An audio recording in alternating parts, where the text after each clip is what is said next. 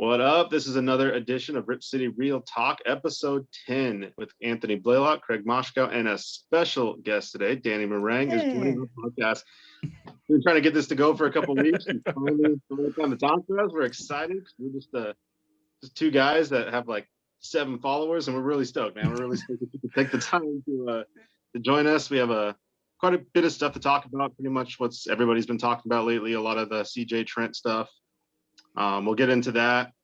We're going to probably start off with just recapping the games. Nice week. Our motto on the show, go 500 or better. Every single week we do this podcast, you go 500 or better, your Blazers are in good shape. We did it again, 3-0 with the Magic, Philly, and Cleveland. So all good things, all good things. Well, thanks for having me. I really appreciate it. It's listen, man, I try to do any and all requests that I can. So sorry, it took me a little while to get to you guys. Life events and snowpocalypse and everything else in between has kind of hindered my ability to do anything outside of the show recently. I haven't even done my own podcast, and my editor's probably going to kill me if I try to do that again for another week. But yeah, no, it's good to be on, and yeah, it has been a good week, right? 3-0, yeah, because everybody saw that coming, right? Yeah, we definitely predicted that for sure. Yeah. We predicted we'd win the Magic game, but I think Anthony said last week there was no chance we win that Sixers game at home. So it was kind of refreshing to see us come out and fight like that again against a Sixers team that's pretty good defensively. Yeah, it's my second favorite win of the season, for sure, behind the Lakers. I would say this is my second favorite win of the season. Yeah, I think that's a pretty easy thing to say, is that it's a good win. Most importantly, at least for me, is because Ben Simmons put Damian Lillard in jail after that first quarter. He clamped him up better than anybody I think I've ever seen D him up. Dame still got free a few times. That's what superstars do. They're able to beat even the best defenses that are geared up to stop them. But Simmons did a incredible job one-on-one with Damian Lillard, funneling him to help. By the way, Joel Embiid and Tobias Harris were waiting for him after if Simmons did beat him. So I think the Sixers had a great game plan, but I think they failed to execute on the other side. And then you got to give credit to the guys that stepped up. You got to give credit to Gary. You got to give credit to Melo. You've got to give credit to Ant. You've got to give credit to the other guys. Dame shoots 6 of 21. Typically, that's a Blazers loss, especially right now, this shorthanded. The other guys, and this is where this is going to piss off the Fire Stotts folks. This is where you got to give credit to Stotts, because he finally has started giving the young guys the leash they should have been given weeks ago. Mm-hmm. And I think this is where you're seeing that pay dividends. Ant comes in, takes over for a quarter. Gary knows where he's at in the pecking order. Right now, it's Dame 1, Gary 2. That is there is no clearer line right now in this offensive hierarchy than Dame Gary. And Portland has done well enough in these situations now where their defense is still problematic, to say the least. Yeah. But they're being opportunistic. Covington and Jones are giving them enough as far as in the turnover department, and Cantor is killing on the boards. And that is turning into a recipe when you've got 5 guys, Dame, Gary, Ant, Melo. I'm forgetting one. Who am I forgetting here? Giles? There's 5 guys. No. There's 5 guys I was looking at. God dang it. Now I actually got to pull up NBAstats.com in the middle of the podcast because I'm a nightmare and this is going to drive me crazy. I was literally just looking at this. I was preparing to do a little bit for tomorrow's game, Sunday. They have 5 guys that were shooting. Oh, I'm sorry. That's what it was. It was Nasir because his size was so small. But they've got guys up and down the roster who are shooting volume threes at 40% or better. And guess what? If you hit 16, 17 threes a night, and I'm waiting for that regression to fall back, by the way. They've been incredibly good from 3 for the most part for the last couple of weeks. And with that, they can beat anybody. Realistically, they can hit enough threes to bury any team in the league. Now, Philly did them some favors. They only hit 6 threes in the entire game. But maybe you give Portland the smallest of hat tips for running guys off the line. Now, they lost Seth Curry a couple times, especially late in that game, which you don't want to do, Bob. But we know that very well. But overall, the defense is bad, but they're opportunistic and they're capitalizing on things when they can. And if Derek Jones Jr. can stop blowing the most tremendous dunks ever, I think we could all there it is. They're the most tremendous missed dunks of all time, right? The one in the Sixers game, the one at the end of the Sixers game, literally I screamed out loud because that was the game-winning dunk and he missed it, but it was this epic tomahawk and I screamed. I actually woke my spouse up. Oh, it was so far back. I mean, I feel bad for the guy because even you could see, I don't know if it made TV because we've got the camera we have access to all the cameras that don't go on air. So we can see kind of everything that's going on. And the look on Derek's face after he missed that, he was just like, head in hands, like, you've got to be kidding me. Not again. Well, he's been snake bitten. And Curry hits the three with him on the defense. He slides past him to hit the game tying three. So that can't feel, you just missed the dunk that probably seals it. You go down and you miss the defensive play by sliding past him and he hits three right in your face. So that's a unfortunate series anyway. He's had a couple of those this year too, where like he's had a platform to take off and cock back and caught back around. I don't know, maybe they got to check the rim height. Maybe there's something a little bit goofy. Maybe the air's a little thicker up here in the Northwest than it is in Miami. The elevation bothering him.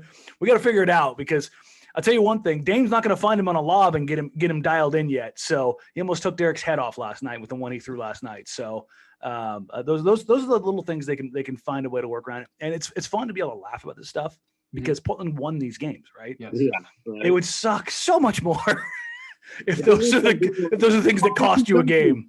Why is he taking a dunk? Why is he going to the middle of the lane and not giving it up to one of our other playmakers in a close game? That's what happens if you lose, right? You sit there and talk about those plays, and you can't have fun enjoying the fact that he missed a crazy dunk. You can all laugh, he missed so many dunks. How that stuff would turn. And realistically, yes. And then to point you guys in another direction here, the game against the Cavaliers. Mm-hmm. That's a game they should have won. It's a game they should have beat the crap out of them. And it's fine. It's fun and enjoyable that for maybe the second time all season, they did what they needed to do in spectacular fashion and control the pace of a game. Cleveland wants to play slow. They're like the Knicks. They want to grind out possessions, limit mistakes, do all that kind of stuff. Mm-hmm. Portland made it play fast. They were about 102 possession pace last night, which is about 5-6 possessions faster than they normally play. You get Cleveland making mistakes. You get Andre Drummond thinking he can work in the face up. And they, and they end up, walking away with the game real easy. And for all of the shortcomings this team has, for all of the injuries, for all the defense is bad, for all of the Stotts brought in Boyla and what the hell is he doing? Mm-hmm. They can't get to the rim and finish with consistency. They're not generating free throws. All those things that are true. Mm-hmm. Guess what? They're still 15-10. Mm-hmm. Yeah. And let's put it this way. If I had asked you guys, either of you, at 25 games, the Blazers could be 15-10. And for 12 of those games, they wouldn't have Nurkic or CJ. Would either of you bat an eye at taking that offer?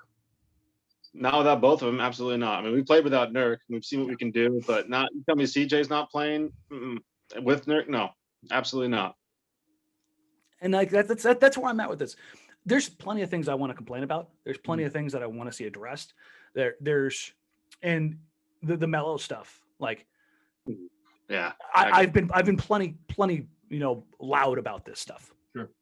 And it's for good reason. But if Melo's going to sit there and knock down threes or beat up on bad teams like Cleveland, like that's fine. But if he's going to knock down threes, give him the minutes. But again, give Stotts credit because what did he not do in those two games? When he didn't have it going, he had the quick hook. Mm-hmm. That's fine. If Nasir Little's back and healthy and Melo doesn't have it, give Nas some burn. Yep. Give Harry some burn. Like, this is the opportunity you have with these injuries right now. You can lean on Melo when he's got it. That's fine. I have no issues with that if he's got it.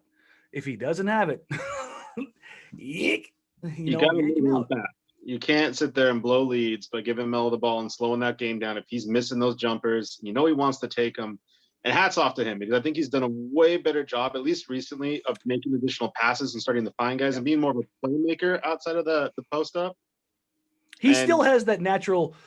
You can see the little twinkle in his eye. He's like, I can take a mid-range post up here, and it's just like, no, you can't. No, don't you do it. I don't want to say the things that I say during the game because that's not appropriate here. Is that habitual? I mean, is that just from however long he's been playing in the NBA, Yeah. 18 years of post-ups and his college career too? Is it just that's what he does? That's what I do. Right. That's how he's wired. Yeah. Like everybody wants. I've seen people like, well, why didn't Stotts put him in motion sets? And I'm like, because he's 36. Yeah. That's why. Carmelo Anthony and I are the same age, and we probably weigh the same, and my knees are probably worse than his. Guess what? We don't want to do. We don't want to run off pin downs. Mm-hmm. We don't want to run in DHOs. We don't want to knock knees on screens. So that's not what we want to do. Right. We want to sit at the 3-point line, and we want to sit at the post. That's what we want to do. Like, there's a reason old man game runs across skill sets, runs across sizes, because it translates no matter where you are in life. If you don't have the legs anymore, there's 2 places you operate. Mm-hmm. Let me go ahead and spot, hey, right here, in the corner, hands clap, or with my back to the basket, like, nah, man, there's a mouse in the house. Let's go to work. That's how it goes. Like, I understand it. Like, perfect example against Cleveland. He's got Dylan Windler on the block. That's like putting like the 14-year-old on me at 24-hour fitness. I'm like, guys, hey, come on down here. You just don't do it. You don't. It's like it's barbecue chicken. Like even me, the hater of the Melo post up, is gonna look at that and go, oh no, that's fine. Like it's a different weight class. Now if that's like Lou Dort, no, we're gonna let's not do that. No, the guy can take advantage of so many matchups when they're out there for him, and I'm noticing now more and more that teams are starting to throw doubles at him because they realize that when he's getting in those matchups, they know exactly what he's going to do. They know he's not going to spin around. Passing. No, he's going to take a couple jabs. He's going to turn around. He's going to fade. And he's going to go up over you and try to shoot. And if they have that matchup and he's hitting it, I agree with you. I don't have any problem going to it more and more. I do like that we're seeing a better Hood. That was a big thing we've been talking about it for weeks. We're starting to see Hood be more explosive. We've seen what Amp can do now. He's coming in, finally getting those minutes. He's still welcome to the Ant colony, fellas. Welcome. Yeah, he's still, but it's good to see. It's good to see him. He has to step up because, with Trent going to the starting unit, he's kind of now the second guard off the bench. He's essentially the 6th man. That's his operating role now, is to go out and get buckets, which folks, he can go out and get buckets. And we need him to. That's what he does. We need that guard, that Crawford, that Terry, that little guard that can come in there and just play with explosiveness and take advantage of backup guards, right? You have to have an offense, especially on this team where when you know what you're going to get out of Melo. When Trent goes back, for the most part, you know what you're going to get out of Trent. A lot of threes. He'll take advantage of lanes when he can, but you need somebody that can drive and somebody that can get in there and pick that ball out and make decisions. And granted, Hood's been getting better and better. He looks a little bit better, and he's picking better shots. The thing about Hood here, and Joe and I were talking about this last night off air. You can tell pretty quick whether Hood's going to have it in a game. Mm-hmm. And I'm not even talking about his box score. I'm just talking about his movement. Mm-hmm. Last night, he looked okay in spurts. Like he would stop on a dime and elevate for a shot. And you're like, oh, I think it looks good. And then on the defensive end, you see him just kind of get walked past. And you're like, that didn't look quite right. And I think that's kind of how you look at Rodney right now, is like, not necessarily the box score. Mm-hmm. And I think he does have the ability to kind of like, hey, put up the flag. Like, hey, I am coming off the worst injury in basketball. Like that's an acceptable thing.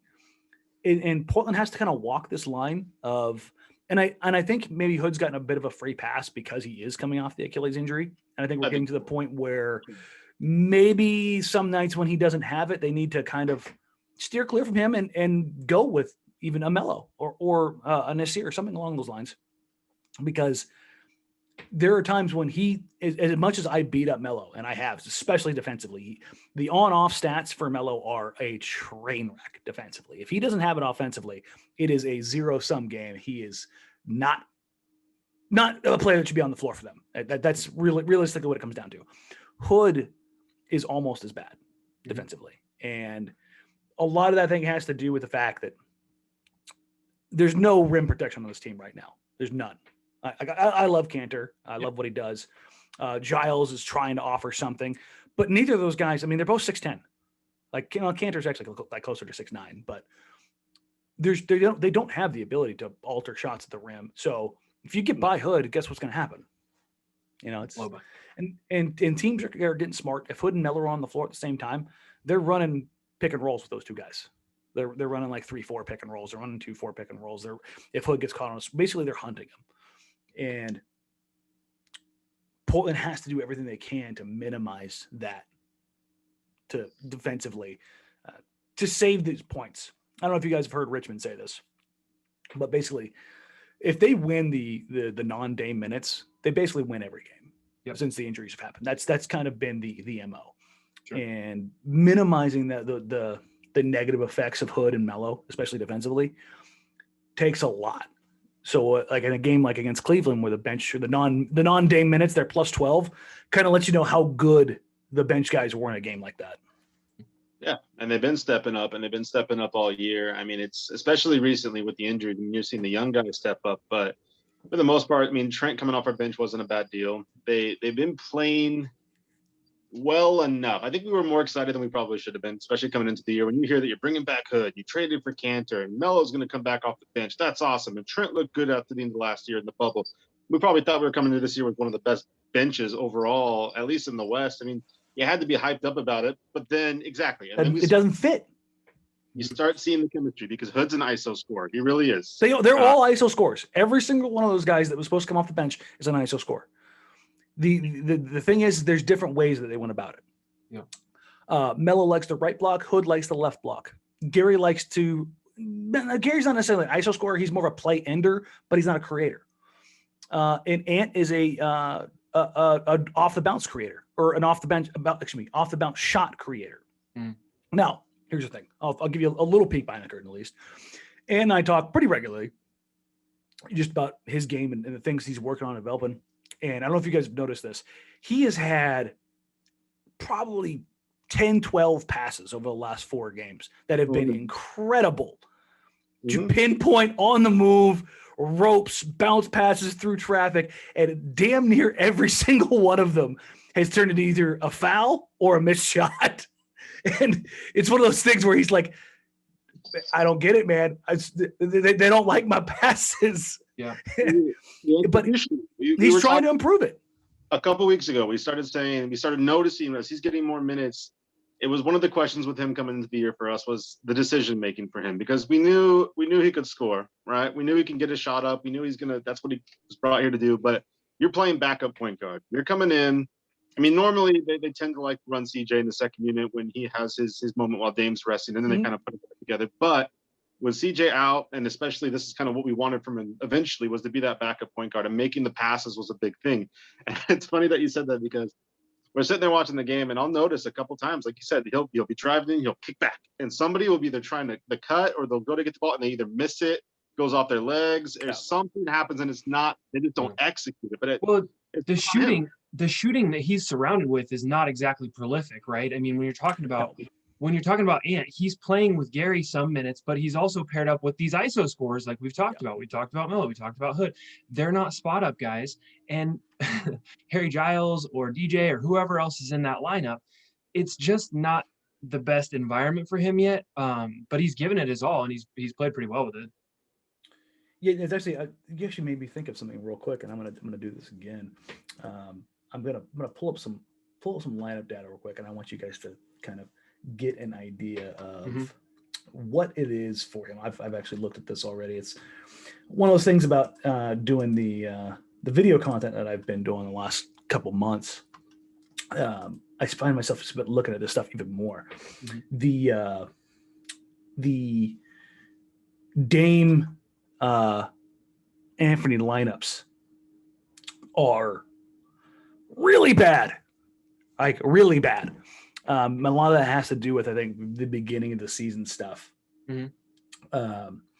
Like if you go up and down, they're in the bottom like 20 percentile in productivity, and shooting productivity, I should say, field goal percentage.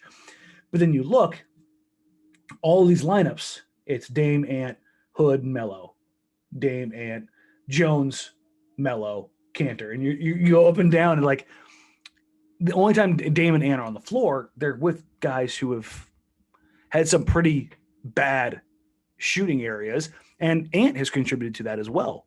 His 2-point percentage has been very poor. He's working his way there. I think he's still shooting better from three than he is from the field as of last night. Yep, they're about the same, 39.8, 39.6. So 40% from three, 40% from two, which makes sense because I think 70% of his shots now are from three. From three. Listen, when you take volume threes and you get at a 40% clip, I'm not going to really be mad at you if you're taking mostly threes. You know, it's kind of like the whole CJ thing, like him moving his 18, 20 footers to 23 feet and continuing to hit them at the same clip. You know, you're pretty happy about that. You want to see the development from Ant, though. Yeah. And I don't think he's optimized right now, but he's finding a way. And I would venture to say that 90% of that is confidence. Yeah. Skill set has always been there. Like, listen, I mean, I've said this from day one. The kid can create his own shot. I've been very high in that respect. I know he can get his shot, and I know he can knock down his shot. For him, it's about knowing that he belongs and knowing that he's not going to get the hook. Mm-hmm. That's the thing, is he needs to know that, hey, I can play through a mistake. Mm-hmm. And Portland, while they can't afford a ton of mistakes, they need to find that balance, right, for those mistakes for any of their young guys. Like Giles wasn't getting any burn there for a while, even when they really needed him. But over the last 2 weeks, he's been incredibly valuable for them as far as rebounding, giving them energy, hustle. And there's a reason why all the guys in the last couple nights have mentioned him. And it's because he has mattered a ton as far as, you know, being impactful. Like, you don't want Damian Lillard hitting the floor. Yeah.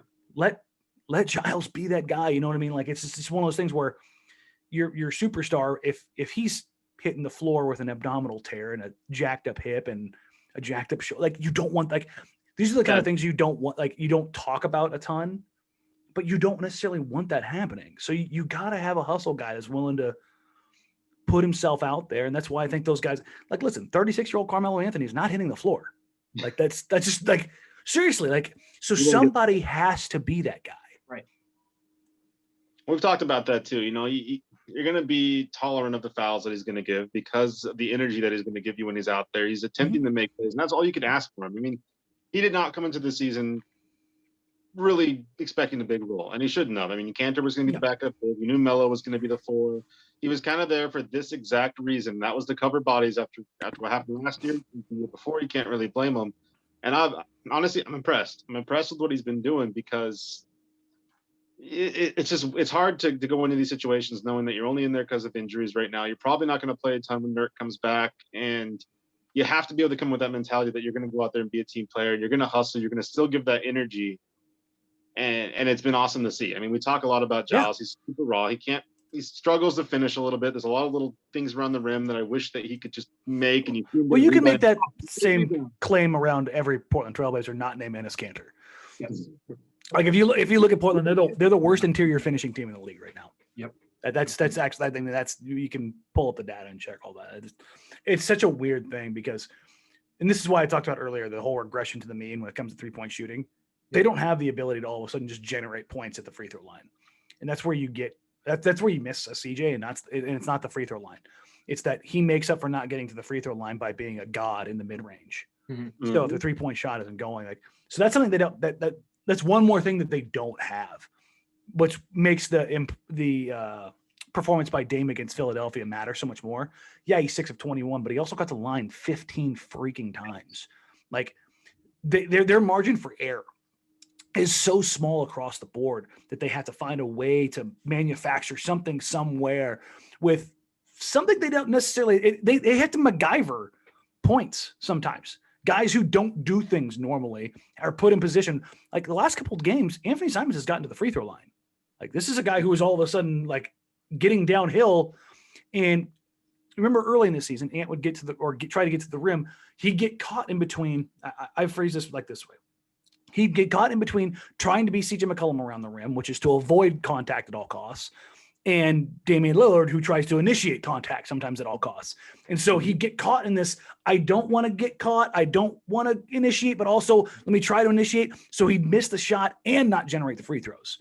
Now he's realized, you know what? That's not who I am. I'm bigger. I'm stronger. I'm more athletic than those guys. He's not stronger than Dame. I'm just saying he's bigger and stronger in himself than he was a couple of years ago. Right. But he's being able to go up and make those guys have to try to foul him because he's getting up yes, above those guys. exactly. Use that athleticism, get into guys, and that's what he's done as he's gone to the rim a lot the last probably 2-3 weeks. He's gone into guys and realized, you know what, I'm pretty damn athletic, and if I initiate and I'm the aggressor, I would much rather see Ant draw a charge as an aggressor going towards the rim than hesitate.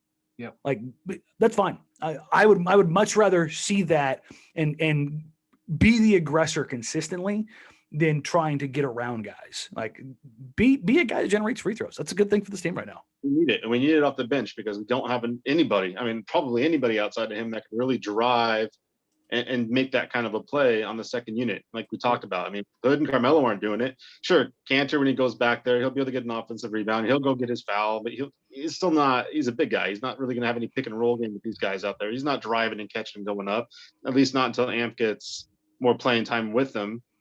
And the only two-man combination – it's funny you just mentioned that. The Gary Cantor two-man combo is actually turned into something on that side pick and roll. It's one of the, if you're looking for the little parts of growth that we get from Gary as a playmaker, that side pick and roll at side DHO that comes out of the corner off that little handoff action. It's usually they run kind of a pistol set, or they run horns off of it, kind of. I think the original or the genesis of it was Terry's set from a couple of years ago. I think it was Fist Down. I think it's what it's out of. So anyways, long story short, Gary turns that corner and he's found a way to hesitate. He had that little sham god last night that was kind of nasty, but he gets that in between game after he clears that free throw line, and he's been able to get up a little bit, maybe a little bit of a hesitation, then just a little shovel pass to Cantor. And Cantor's, if you ever want to watch Cantor, that's just to pick up some of the nuance. Watch him when he rolls, because when he rolls, his hands are here.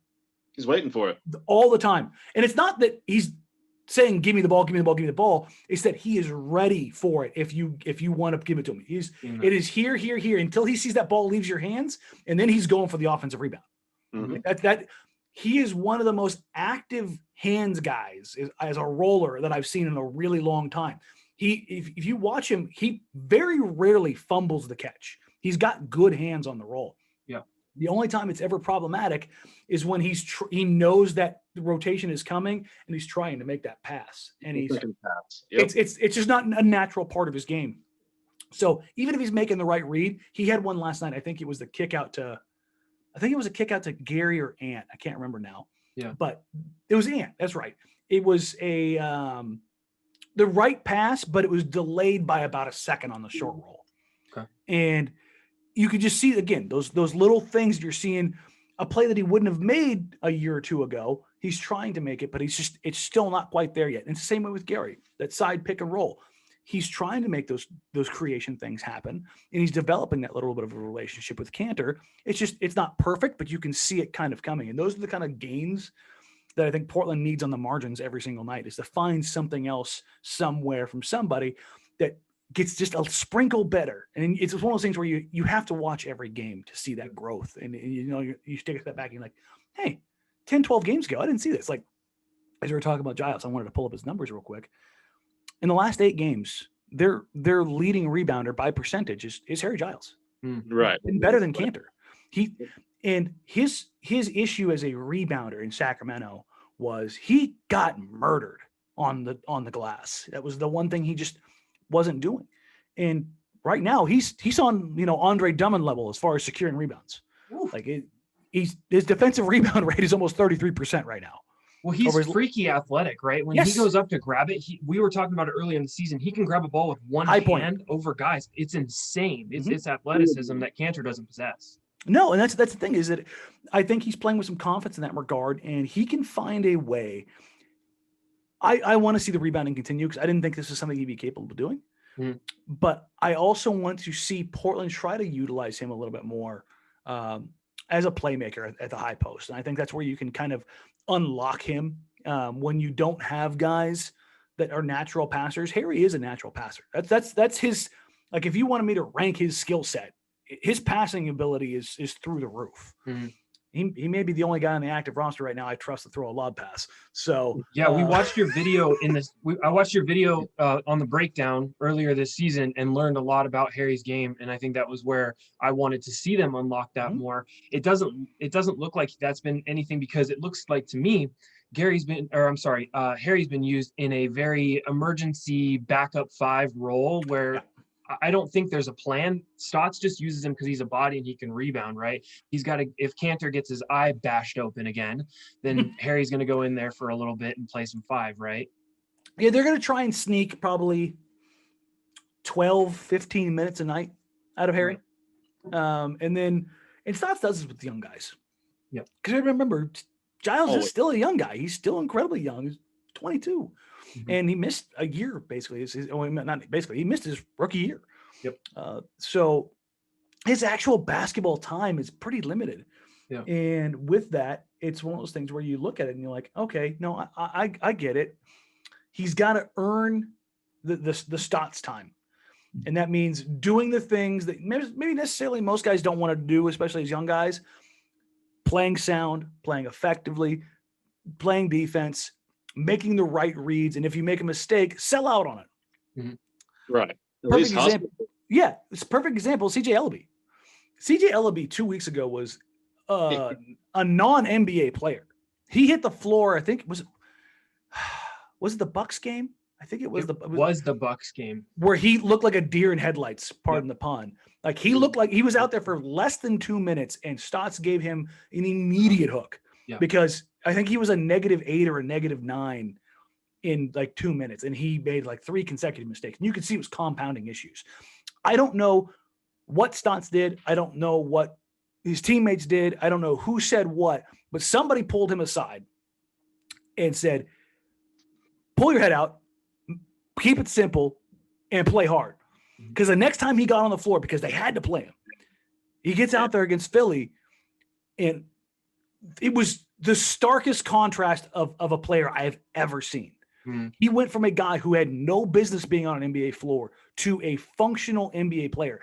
And that's not a shot at a guy, because most guys aren't functional NBA players. Right. Young guys that come in the league, so many guys are not NBA players. And that's not people say that that's a bad thing. Like going overseas and playing basketball is a bad thing. You can make a kill. Ask Wade Baldwin if life is rough right now, being a superstar in Europe. It's not. It's not a bad thing. You go make millions as a young single dude in Europe. Yeah. It's not a bad life. Trust me. But there is a different level in the NBA. And saying a guy isn't there, it's not a shot. It's saying this guy isn't there. Yeah. Him and Blevins were on the same level. Like that's how bad it looked.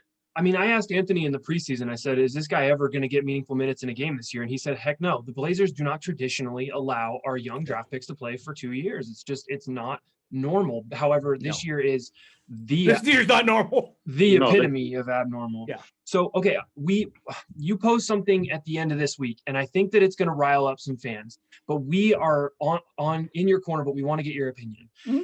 We feel like the Blazers are at an impasse right now, personnel wise, where they have to make a logical decision between Gary Trent Jr. for the future or CJ. And it's anyone who thinks that Gary Trent Jr. is going to historically play the 3 and start at the 3, I'm so sorry. It's not going to happen. He's not big enough. Our lineups would be too small defensively, so you need to let that go. He can't start at the 3. We need to figure out, pure and simple, it's going to be Gary Trent or CJ. What would you do if you're Neil right now? No matter what, you have to re-sign Gary. Let me caveat that this way. Unless there's a sign and trade deal right then and there, you have to re-sign Gary. And this is the Alan Crabb conundrum without having the problems of having it. Re-signing Alan Crabb by itself was not a bad thing. re-signing Alan Crabb after spending that money on Myers, Mo, and Evan, and then matching, that was the disaster. That's not the situation that Portland faces here. They have Gary and they have Zach. Well, I have a hard time believing Zach's going to get any big offers. He hasn't played basketball in 2 years. So you're not going to be crippled there. Gary, from who I have talked to, is going to be slotted anywhere between $16 and $18 million a year, otherwise known as Alan Crabb money. Yep. And I wouldn't be surprised if somebody came in over the top and went closer to 20. He's a 3-and-D guard who is not just a good three-point shooter. He's going, if things continue, he's going to be the best three-point shooter in this franchise's history. That's the kind of, I mean, he's shooting nearly 44% this season and on incredible volume. Excuse me, 42%. For his career, he's shooting 42%. He's got nearly 450 attempts as a pro, which means we can start seeing some normalization in his shooting. So he's a volume guy who everybody knows is a volume shooter who doesn't really have an ability yet to consistently get by guys or to finish at the rim. So the scouting report is run him off the line, and yet he's still getting volume and shooting incredibly well. So guess what? He's going to be that guy his whole career. He's a plus defender who can occasionally, because of his strength, swing up to take on some threes. Occasionally. If you were saying he is a 3, you were putting him in a position of failure. He is too small. Dame is 6'1", CJ is 6'3", Gary is 6'4".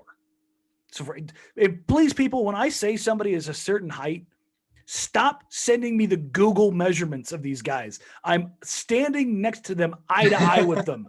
I know how tall they are. It drives me insane. Oh, Google says Dame's 6'3". Really? Then why is he this much taller than me? So it's like, no, he's not. I know how tall these guys are. That's awesome. Gary is not the 6. I think Google has him at 6'6" and Derek Jones Jr. at 6'5". That's right. It was the opposite of it because there was somebody posting the comparison between the two. And I was like, and then the other one, somebody had one last night where Embiid is 7 foot and Cantor is like 6'10" or 6'11". And I'm like, Embiid's 7'1" and Cantor's 6'9", maybe. Like, guys, I've been around these guys plenty to know how big they are. Right. But with Gary is a 2 who can sometimes go to 3, but he's a plus defender. He's not, I think we've gone a little too far with his defense. He's not an all NBA defender. He's a good defender. He falls asleep off ball every now and then. He's better at the point of attack than anybody else Portland has. There's no doubt about that. Okay. That's because of the athleticism he has. I mean, he has the strength, as you put it, to be able to, when he gets on somebody, especially in a post game or when there's a guard that's not very good at handling the ball, he can get up and press him. He can bulldog a guy. Yeah, there's no doubt about that. That's where he excels. But he does fall asleep a little bit off ball.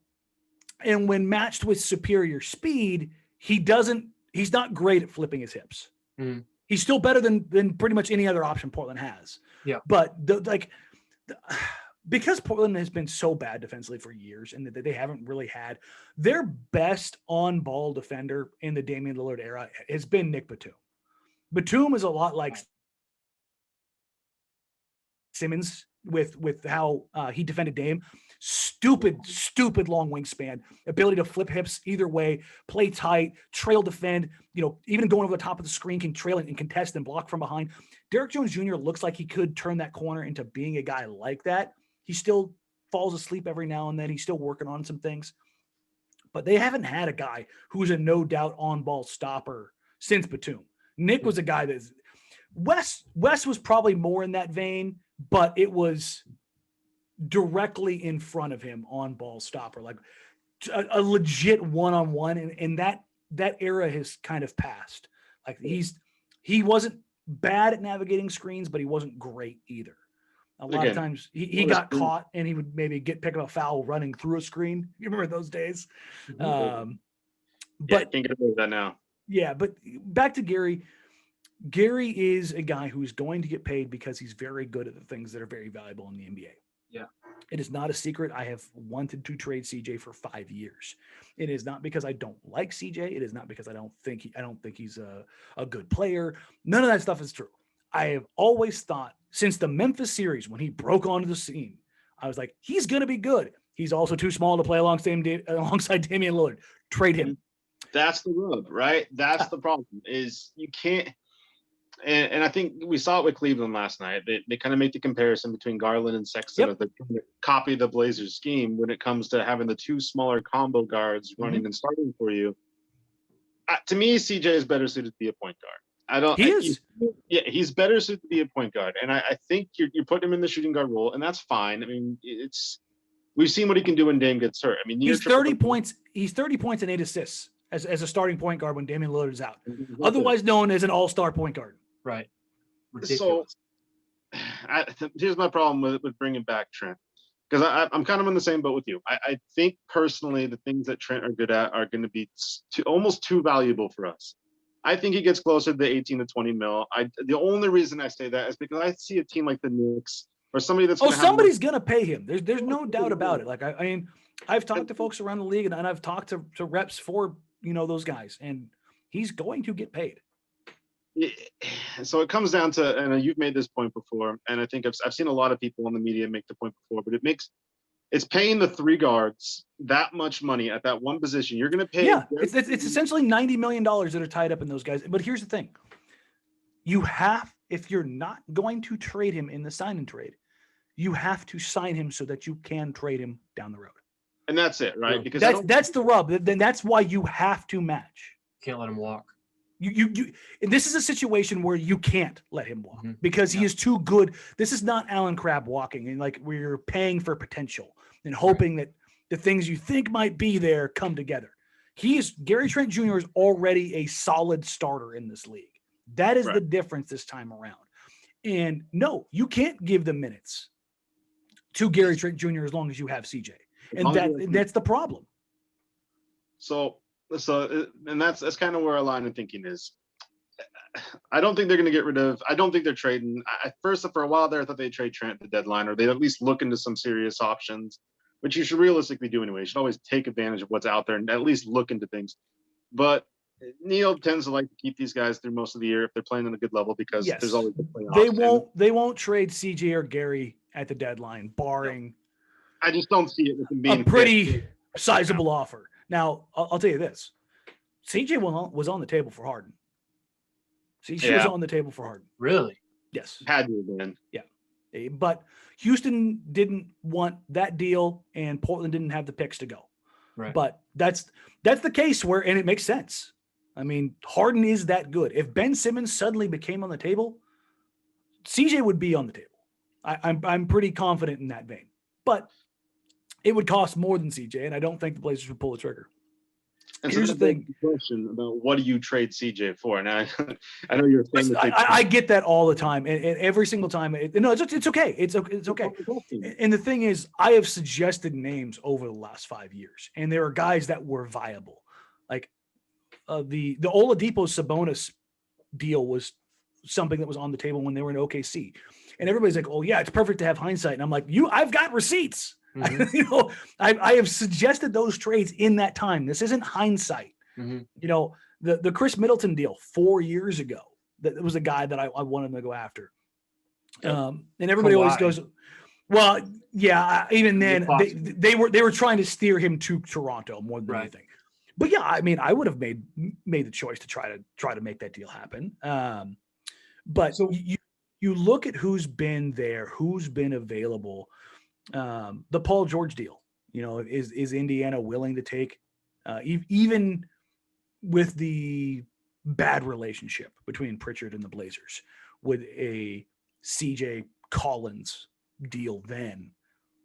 I mean, that's probably a better package than the Oladipo Sabonis was at that point in time for Paul George. But no, they wouldn't do it. If you trade CJ now, are you doing it for an Oladipo Sabonis reset, or are you doing it for a player that will help us win a title now? I think it's the way you have to do a trade with CJ, and this has always been true, is that you're not going dollar for dollar. you're going 90 cents for $1 and you're hoping that extra bit hits. And that's always been the case because everybody always talks about, oh, he's more valuable to Portland. He's not more valuable to Portland. He has faults. Mm-hmm. He's a non-defense guard who hasn't been showcased as a point guard for a year. Mm-hmm. Like if he was a legit point guard for a year, I think you would have a different, let's put it this way. Do you think the Celtics would have entertained the idea of a young Jaylen Brown for CJ McCollum early on? I think maybe 2 years ago, Right. I think you had to look at it. Absolutely. Yeah. That's Before they got Kemba. That's exactly my point. And I think you could have looked at something along those lines. I think the thing that the Portland problem is if you trade him, and this is something that we always talk about, if you trade CJ and then he has an all-star campaign in the Eastern Conference and he's like one of the best guards in the East for 5 years, people are going to say, why'd you trade him for that you don't care John because Collins. because he's a different player. Uh-huh. It's a different player in a different role. That's the difference. Exactly. It's not that CJ's not talented. We've all said It's just the fit isn't good. Listen, CJ's going to go down as probably one of the 4 or 5 best Blazers that's ever played. Like when it's all said and done, where he's going to sit in all of the records Mm-hmm. is going to be incredible. It's just that this isn't a Clyde and Terry. Mm-hmm. This is a Clyde and Kiki. It's not a right fit. That's the difference. And it's not a shot at him. He's a spectacular player. Mm-hmm. Like here's another example. The Bulls have wanted to move Levine for more than a year. Mm-hmm. I talked to a bunch of folks around the league.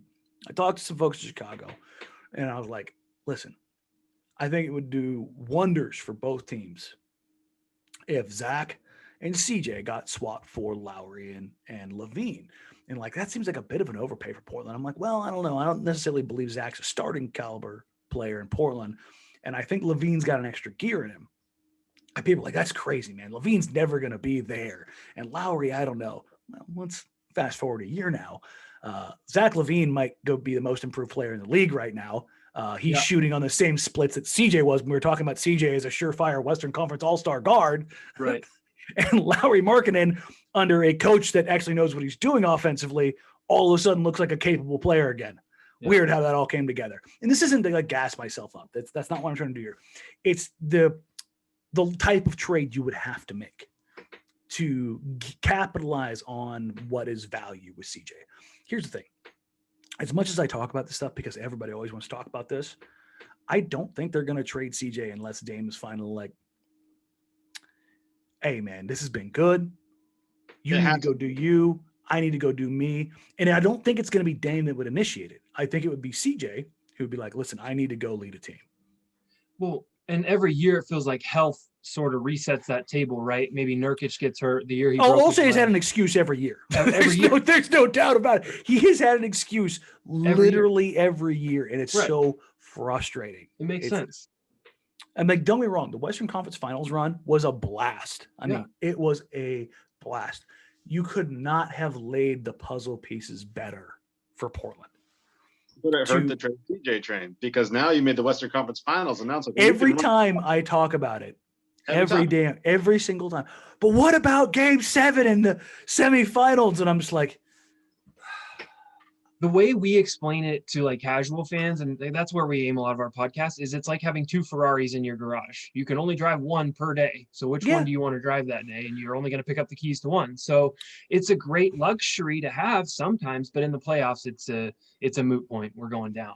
It's fun and dandy to do that against a team like Denver, who was young. Their guards aren't much bigger than you. I mean, Murray's might be about the same size, a little bit bigger, but he's a little bit bigger. But it's still. They're not Klay Thompson. And guess what? You ran into Klay Thompson. You ran into a team with bigger. I mean, Curry's not bigger, but their shooting guard and their forwards were bigger than what they're putting on CJ. And he just struggles in those games, and he starts getting these better defensive teams with these bigger bodies because he's just not big enough to be able to make the kind of plays that are necessary in the shooting guard position. But the other day, So Sure, last but week, last week CJ was on Bill Simmons' podcast, and he talked about think about the teams that they lost to every playoff run. They lost to Golden State, essentially all 3 title runs, and then 2016, and then we lost to the championship Lakers last year. And it's like every year we've ran into a buzzsaw. So I think to them, in their minds, they might be good enough if we don't play against a world champion team every year in the playoffs, right? Well, what will reinforce that is, well, when we didn't get matched up with the best of the best of the best of the best, New we Orleans. advanced. With the one exception of New Orleans. Listen, if people want to criticize Sots, that's the one where you're not going to get any argument from me. Yeah, he bungled that series, and I think Dame had to go through that to understand what he needed to do and how good he needed to be to legitimately be a top 6, top 7 player in the world. But that series was, good Lord. Holiday that just Dame just can't. Trap. I don't know. It was what it was. The combination of Drew, AD, and Rondo basically locking in on Damian Lillard and them not caring about Al-Farouq Aminu shooting corner threes was pretty much their undoing from the beginning. But back to the whole CJ thing, and I want to use the Levine one here to kind of point out. It's not that the Levine is a better fit or a better player. He's basically the same player as CJ. He's just a little bit bigger and he's a little bit more athletic. But here's the key. He's younger, so you do have a bit of a reset, and he's cheaper. When does his contract end, though? He's got another year on his deal. So you're basically kicking the can. This is something Portland has to do. They have to manage their finances better than most teams in the league because they can't go get free agents. We saw what happened after 2016. Like they were stuck. They couldn't do anything. So if you get CJ's production for, instead of 34 million, you get it for 19 million. Yep. That's significantly better rate of return. Even if something doesn't necessarily quite fit one way or the other. Let's say Levine, he's not as great of a passer. He's a little bit more turnover prone. He's not as great from the mid-range. Well, he's also bigger. He's also faster. He's more explosive. He gets to the rim more frequently. He finishes at the rim at a significantly higher rate, and he's shooting the 3 about the same. But he's cheaper. That's the thing, is he's cheaper. Now, if you were to do a move like this 2 years ago, the CJ Zach for Levine and Markkanen, well, now you actually get a return on your draft pick. Let's be honest. Collins is going to miss 2 years of basketball. Well, now you've got a guy in Lowry, you probably know what he is, who probably fits really well alongside Yusuf Nurkic. Maybe not the defender that you want him to be, but again, four that can hit the 3 like that, a big guy like that, and he's quick enough. He's lineup flexibility. Injuries aside, Markkanen would be perfect. He's it's funny because a couple of years ago, the Bulls had in my opinion, one of my top 5 wish the Blazers would have gone out and got him in Mirotic. And it's just like, no, and he's overseas now balling out. So he's not here anymore. But man, when you watch him in the New Orleans series, it's like this guy just hitting threes, rebounding. It's like this would have been the perfect type of guy for super cheap to go out and get. And you look at Markkanen, and it's almost the same exact thing. His injuries more skilled, that's for sure. Yeah. But it's the same type of the big guy that can get out and shoot the 3. Like it's almost like what Stotts wanted Zach to be in some capacity, at least offensively. Yeah, and Zach's still more of a 5.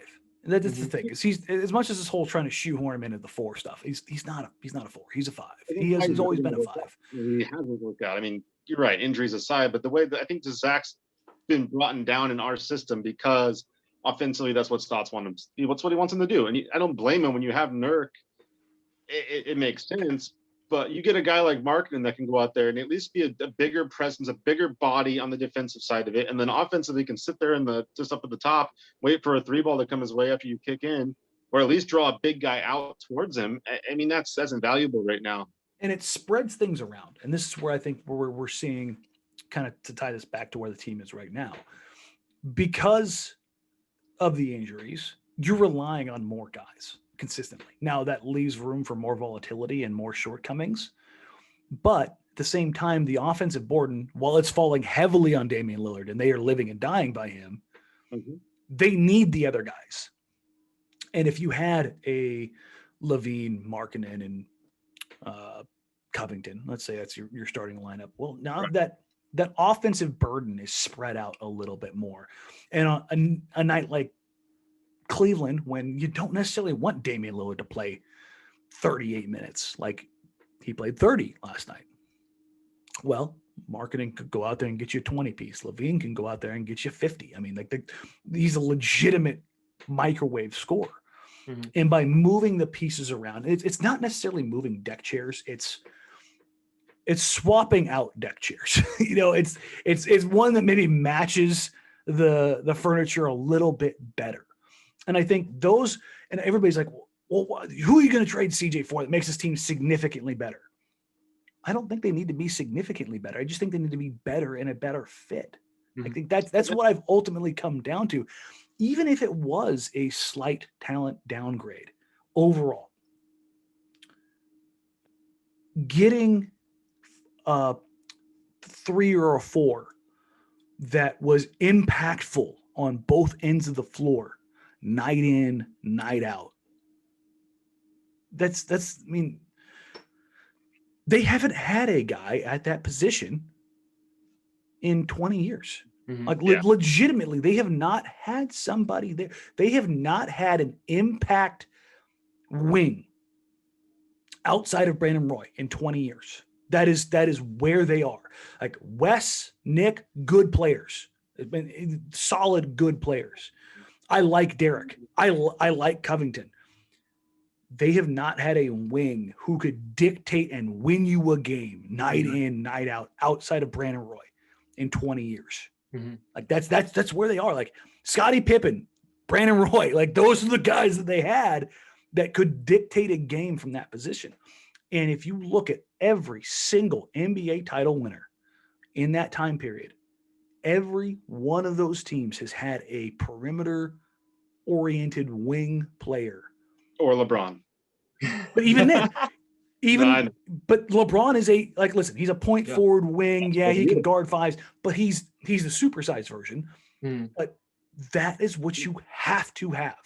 Like even the Warriors, you've got Clay and Dre on top of the greatest shooter of all time.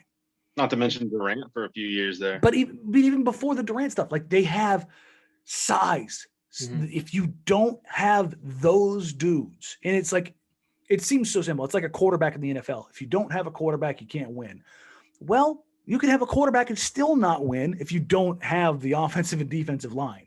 Mm-hmm. Like the Blazers have like some of those peripheral pieces, but they've got one extra of the, quarterback-ish players. It's like the Saints. They've got Drew Brees and Taysom Hill, right? But Taysom's nice, but let maybe get somebody else out there. Give me one of those wings, and that's where I ultimately go to. And that's why getting a Levine who's bigger, more athletic, allows you to get closer to that. And again, I'm not saying Levine's the perfect guy. It's just one of those ones. Hell, 2017, I wanted them to draft Donovan Mitchell. Like that was my guy. Obviously, I don't want to go down that draft road because that'll make me very sad. But it like they've had opportunities to make the change if they wanted to. They're just not going to.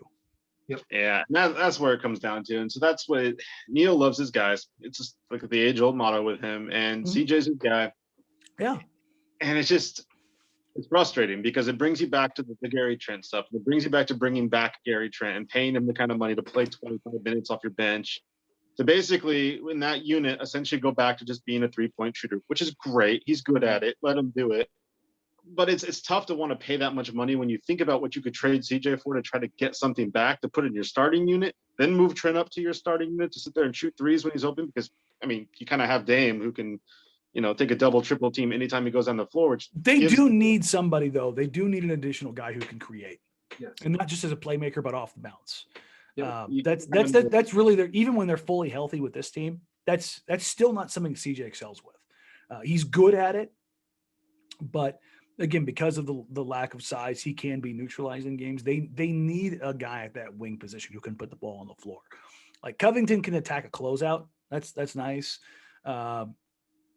Melo can take advantage of a guy in the post, but ball in the favor. Yeah, but the ability to put the ball on the floor and get by some guys. And I know some folks are, I'm so sick of ISO scoring. Well, then stop watching playoff basketball. Mm-hmm. Because when it comes down to it, can you beat your man? Yep. Can you beat a defense? That's what it comes down to in the playoffs. And as much as this pretty basketball stuff that optimizes everybody in the regular season is great, and I do wish the Blazers ran more, come playoff time, it is about the dudes. And can you beat somebody head up? And Portland is still missing that guy. So even if they do make a move, they're still missing that guy. So it'll be interesting to see. And ultimately, they'll pay Gary.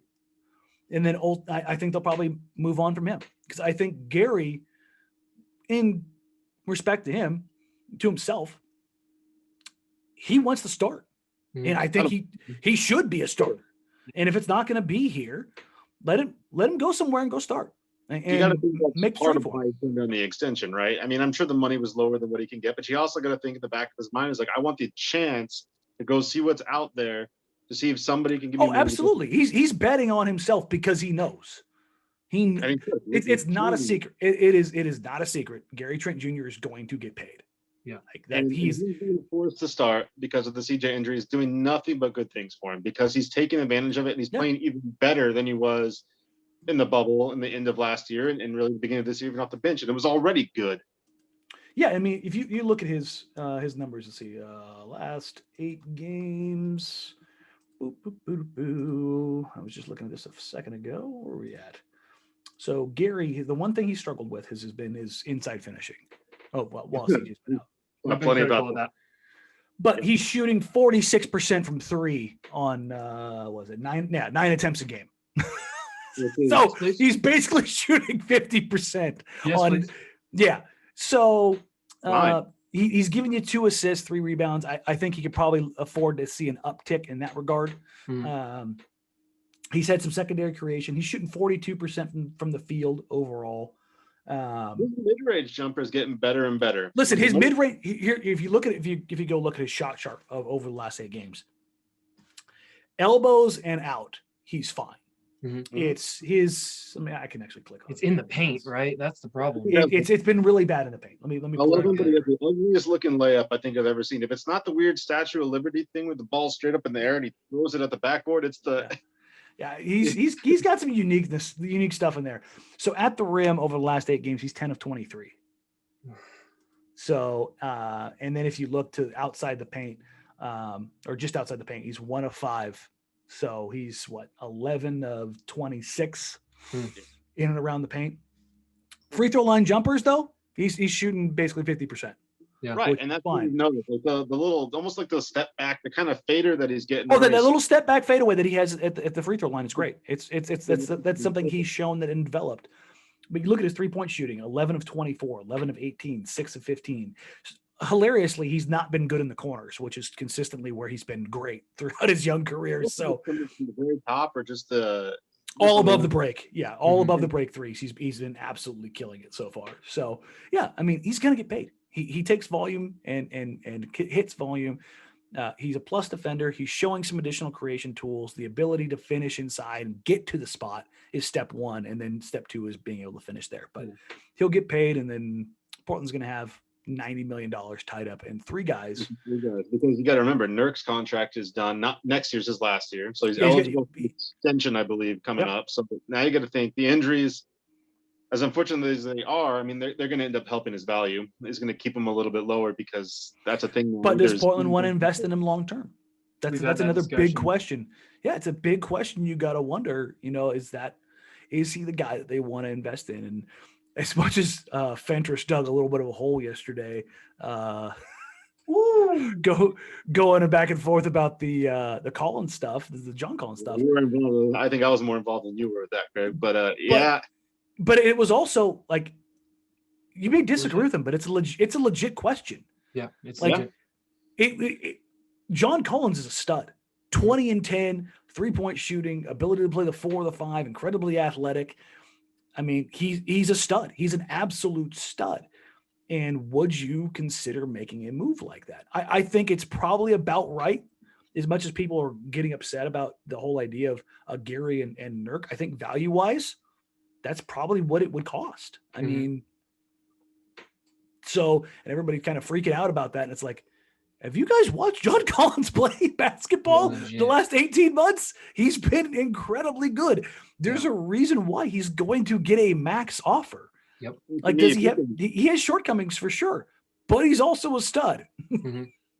And that's what scares me about getting Trent and CJ, and keeping them both is the cap and the money. You limit yourself to what you're going to be able to go out and get now with the forward positions. You're going to have to find so many bargain deals like a Cantor where you can get for that kind of money and have him come in and just play at this type of level. And bless Stotts. I mean, he's been able to get the best out of big guys. Just milk it, baby.